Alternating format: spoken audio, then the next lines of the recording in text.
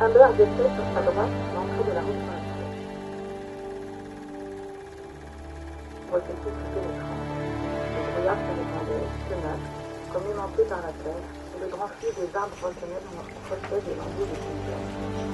Le capitaine décéléra et se chercha au ralenti pour éviter de glisser dans la pluie. Il aurait dû s'occuper d'aller aussi la propriété, passer par le village. Mais il voulait voir si les espèces de Marianne étaient identifiées. Il y était. Une lumière provenait d'une fenêtre. Le jour ne s'était pas totalement éteint, mais l'appartement de Marianne était déjà plongé dans la pénombre.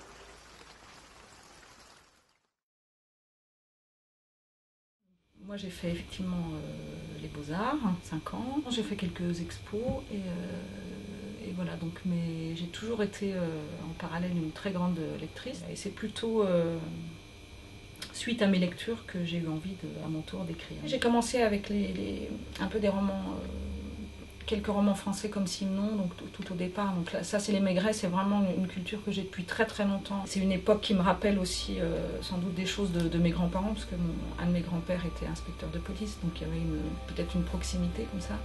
Et ensuite, plus longtemps après, j'ai beaucoup lu de littérature anglo-saxonne, donc j'ai beaucoup lu de thrillers avec des méchants tueurs en série, tout ça. Et donc ça c'est vraiment la littérature que je consommais vraiment très vite. Il y a eu une nouvelle comparaison, un nouveau retour avec la manière dont les auteurs anglo-saxons présentent le criminel ou les tueurs en série et la manière dont ils existent en France. Donc, j'ai eu envie aussi de prendre le contre-pied de cette littérature-là et de prendre le même thème et de le situer vraiment en France parce que c'est finalement assez différent.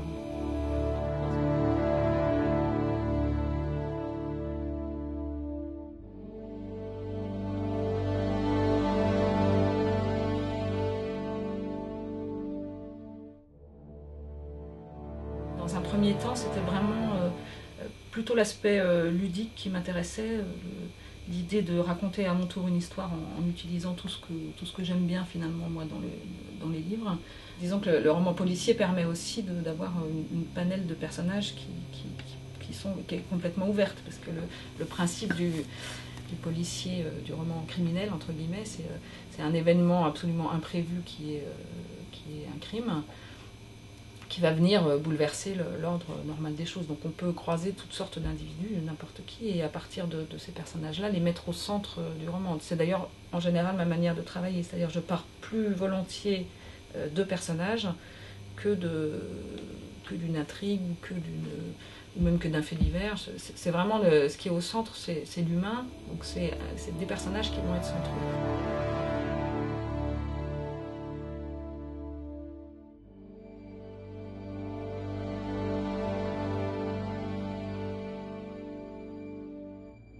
Passe par plein de sentiments qui alternent entre le côté du jeu, donc très amusant de se mettre dans la peau des personnages et de créer un dialogue, d'être à la fois le flic, l'assassin, et donc tout ça c'est le côté assez drôle, mais il y a aussi tout le côté un petit peu beaucoup plus sombre qui est quand on porte un regard avec un tout petit peu plus de distance sur ce qu'on fait, parce que l'idée c'est de créer un récit, enfin en tout cas moi c'est mon parti pris, qui soit vraisemblable, donc je suis sans arrêt entre un va-et-vient entre la réalité et la fiction, et bon, la réalité est assez difficile, voire très difficile, et parfois de se mettre dans la peau d'un tueur, enfin ça peut paraître des clichés, mais c'est vrai qu'il y a ce côté-là, c'est-à-dire de vraiment essayer de comprendre un mécanisme criminel et de comprendre comment le sordide peut arriver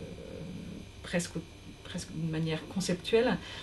Voilà, ça oblige à faire un effort intellectuel qui est parfois assez dérangeant. J'avais plutôt envie de parler de province, d'une ville de province, et de parler également du monde rural. Il y a beaucoup de choses finalement, peut-être plus de choses qui ont l'air de se passer en province et à la campagne finalement que dans des grandes zones urbaines comme Paris par exemple, où c'est un autre type de criminalité. Cette envie d'être proche de sensations, du paysage, de la nature, de cette pluie qui tombe ou pas, de marcher dans la neige, de toutes ces choses-là qui sont agréables, jolies. à décrire, qui repose aussi le récit quelque part. Une bonne défense, décidément, remarqua Humbert qui n'avait pas oublié les esprits qu'ils avaient partagés la veille. Elle se tenait maintenant tout contre l'homme qui la prenait par la taille et la tirait dans ses bras. Ils s'embrassaient.